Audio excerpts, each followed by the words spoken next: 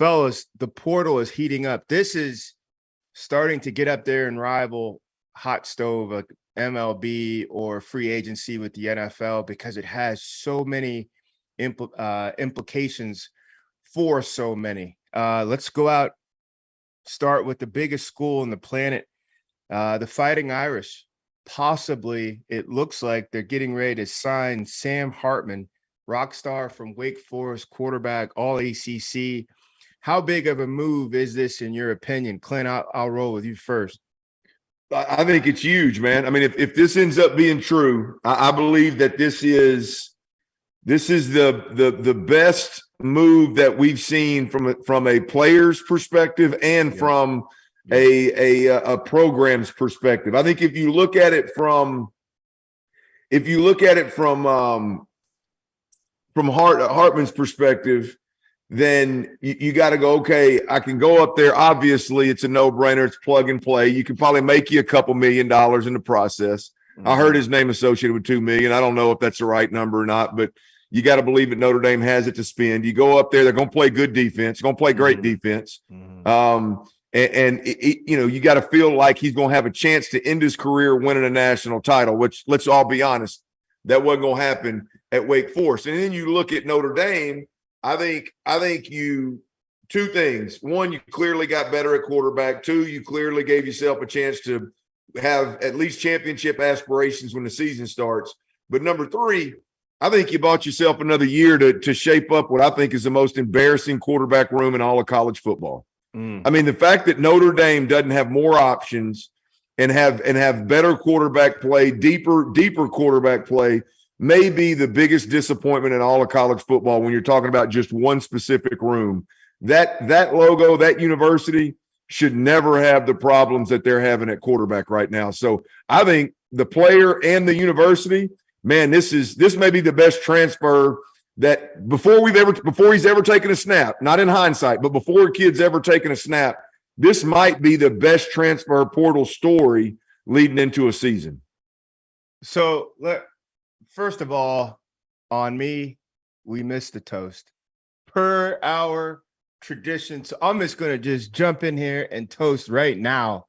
We're sipping grapes over here in San Diego tonight. That I'm going to raise a toast because Trevor Knight, I agree with everything this dude just said. It is an incredible mutual move. Not all moves like this are mutual. This is mutual. Sam gets the big stage, like he said, finally comes up on Broadway to do his thing. Notre Dame finally gets a pilot who can get this thing not just off the ground, but through the flight and land this thing because they got 5 stars walking around that building. It is mutual, but I'm really raising a glass because the second thing he said about the worst quarterback room, like what a disgrace. All the resources, the legacy, the lineage, every game they play is in 130-something countries, and we can't get 2 or 3 guys that we can hand this baton to with faith. God, come on. So, yes, Hartman, now they need to get on the trail. They got a couple of nice commits, but I do raise a glass. I think this is the first time I've toasted to a take, but I do raise a glass on Mr. Stoerner in the man cave under construction on that Notre Dame take, sir. I'm gonna hit this hot dollar tequila twice for you for that one right there. Gone and gone. You know what I mean? Gee, I appreciate that, G. Here, Trevor Clint, Knight.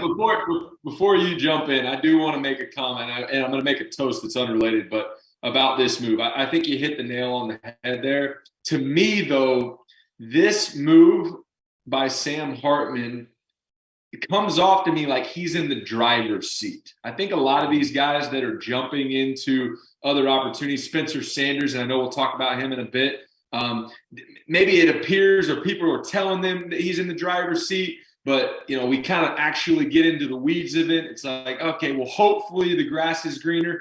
I feel like Sam Hartman was a guy that maybe didn't get recruited, and I need to do my research on his recruitment. Goes to Wake Forest, great program, best opportunity, has maximized that opportunity. And then, like you said, in the driver's seat, I'm going to handpick where I'm going to go. A great program, a great logo, a great opportunity for me to potentially hoist a trophy, make a lot of money, and go to the next level. I think it checks all the boxes. I think it's like you guys both said, a fantastic move. Now, my toast of the night is to a young man that, I'll be honest with you, I did not know his name until I started looking into it. And if you look at his roster picture, you'd be like, who's that guy? He runs the intramural leagues. What does he do? Brad Roberts, the running back for the Air Force Falcons, is leading the nation. Come on. Right now.